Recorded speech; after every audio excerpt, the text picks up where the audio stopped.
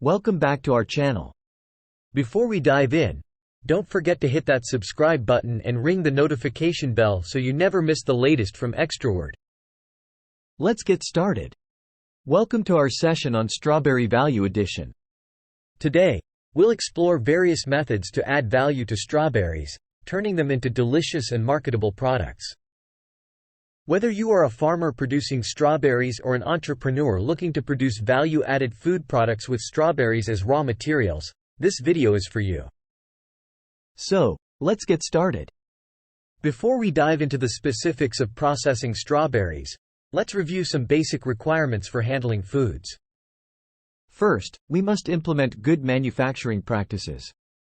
Good manufacturing practices are the minimum sanitary and hygiene requirements for any food processor. These are designed to ensure the safety and quality of the end products.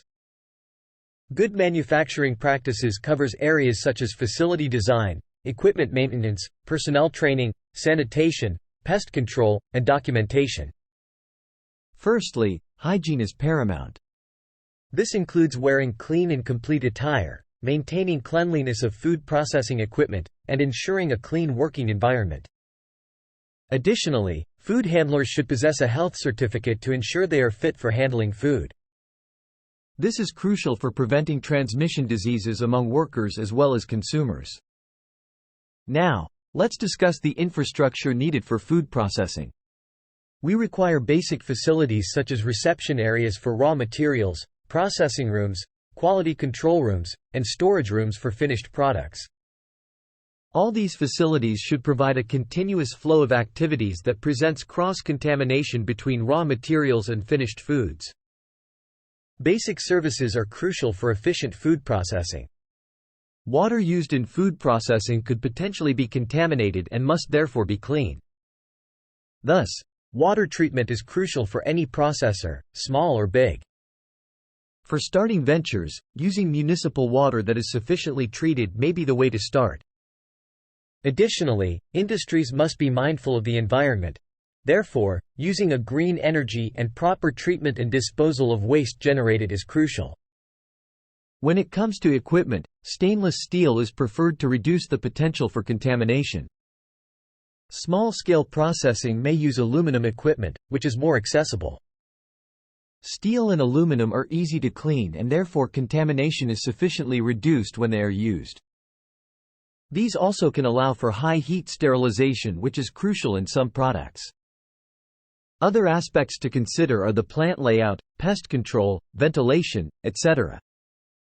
The essence of good manufacturing practices is to reduce contamination and cross-contamination.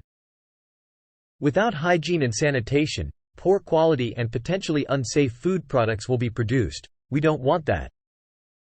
Quality begins at the farm. Proper harvesting techniques, such as avoiding damage and retaining sepals, are crucial for maintaining product quality. After harvesting, strawberries should be stored briefly to remove field heat, sorted, and graded to ensure uniformity. Washing may cause bruising, and potentially contaminate the berries, which may increase the rate of spoilage. Now, let's explore the potential products we can create from strawberries. First, you can opt to sell the fresh fruit. Alternatively, you can process the fruits into strawberry jam, juices, cordials, nectars, fruit leather, dried fruit products, among others. Fresh strawberries can be packaged in punnets and stored briefly to remove field heat before labeling and distribution. Sorting would be prudent before packaging so that fruits of similar size are packed for consistency. However, some people opt to mix so that consumers have both small and large-sized berries. Strawberry jam is a sweet, spreadable preserve made by cooking fruit with sugar and pectin. It's important to maintain a high fruit content for quality. We'll need strawberries taking up to 40% of the ingredients, sugar, pectin, and optional flavorings like lemon juice to make a delicious strawberry jam. Ideally, these ingredients are boiled until the desired level of total soluble solids is attained, usually 65 to 68%. When you filter the fruit pulp and use the juice in making the product, this is what is referred to as the jelly. It is a clear product due to the absence of the fruit pulp. These are the basic raw materials. As a manufacturer, you decide your formulation, but remember, we need our fruit pulp to constitute at least 40% of the ingredients used. The best raw material makes the best quality product. The process is simple. First, you carry out fruit preparation, which may involve cleaning and cutting and blending. Pectin is a natural gelling agent found in fruits, especially in high concentrations in citrus fruits, apples, and berries like strawberries. When heated together with sugar and acid, usually lemon juice, pectin forms a gel structure, giving jam its characteristic consistency and spreadability. When fruits do not have sufficient levels, pectin can be added during the making of jam. Once all ingredients are ready, heat treatment is carried out. Materials are cooked continuously under uniform heating. Throughout the process, check for total soluble solids using a Brix meter until you get the targeted level of soluble solids, which is 65 to 68%. Besides jam, we can also make strawberry juices, cordials, or squashes. Juices are different from squashes or cordials. When making juices, pulp is normally removed to obtain a clear solution with minimal suspended solids. On the other hand, squashes and cordials are concentrated drinks that have pulp in them. In addition, they are highly sweetened drinks requiring up to 30% mix of fruit pulp and sugar syrup. They are diluted before drinking, and the sugar concentration must be high enough, 12 to 14%, to preserve the squash after opening. Let's look at a typical process for making strawberry juice.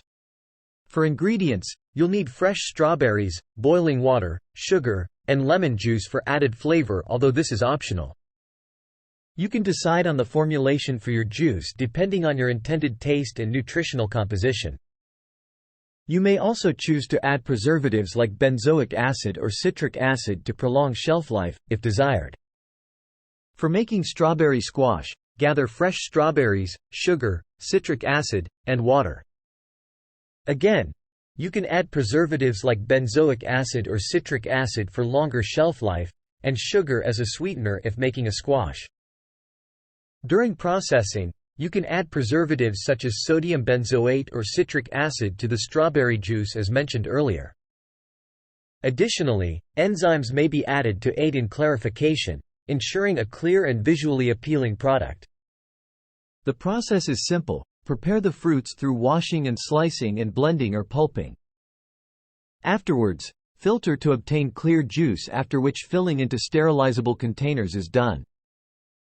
Thermal processing is undertaken with the intention of either destroying all forms of life in the case of sterilization or just pasteurizing to extend the shelf life of the juices. Similarly, during the processing of strawberry squashes, preservatives like sodium benzoate or citric acid can be added to prolong shelf life. Sugar is also added to preserve the squash after opening. Enzymes may be included to assist in clarification, improving the overall quality of the squash. With these methods and ingredients, you can create a variety of delicious and refreshing strawberry beverages. Whether you prefer the pure taste of strawberry juice or the sweetness of cordials and squashes, there's something for everyone to enjoy. Another product that can be made from strawberries is fruit leather. Fruit leather is a dried sheet of fruit pulp with a sweet taste.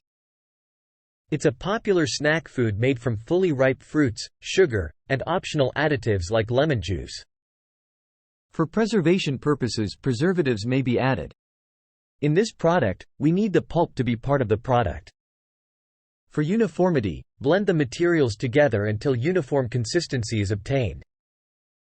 Afterwards, heat the mixture to destroy the enzymes as well as pathogenic and spoilage microorganisms.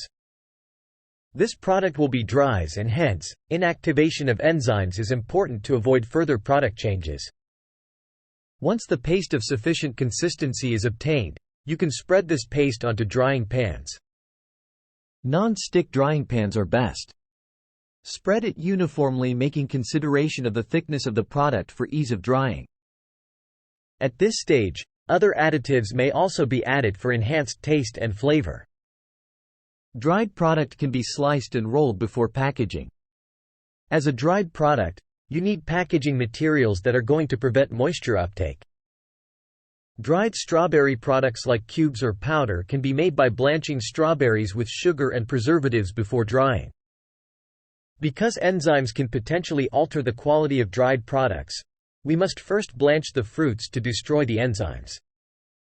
The blanching also serves to destroy spoilage microorganisms. Some additives such as sugar can be added for enhanced taste, as well as sculpturing ingredient that serves to preserve the color of strawberries as well as act as a preservative. Dried cubes can be presented as such or milled into a powder as required. Finally, strawberries can be used as ingredients in various other food products like yogurt, ice cream, fruit bars, and candies, enhancing their flavor and nutritional value. Manufacturers can even add fruit pieces in yogurt and ice cream among other foods. That concludes our overview of strawberry value addition. However, this is not exhaustive. There is plenty much more that you can do with strawberries and any other fruit you are interested with. Now, let's talk about preservation of these food products in general. Preserving food products is essential for extending their shelf life. Various methods can be employed depending on the product in question. Methods include heat processing, such as pasteurization and sterilization, as well as the use of chemical preservatives. Let's delve deeper into heat processing. Pasteurization, which involves mild heat treatment, is effective for destroying pathogenic bacteria in low-acid foods and spoilage microorganisms in acidic foods. The purpose of pasteurization is usually to destroy pathogens and potentially extend shelf life of foods. pH is occasionally used as a handle in enhancing food preservation. When foods have high pH, they are more vulnerable to contamination and spoilage by bacteria, unlike when the pH is low, in which case, bacteria may not be able to survive the acidic environment. There are different pasteurization methods, such as low-temperature long-time (LTLT) and high-temperature short-time (HTST). These methods vary in temperature and duration depending on the product.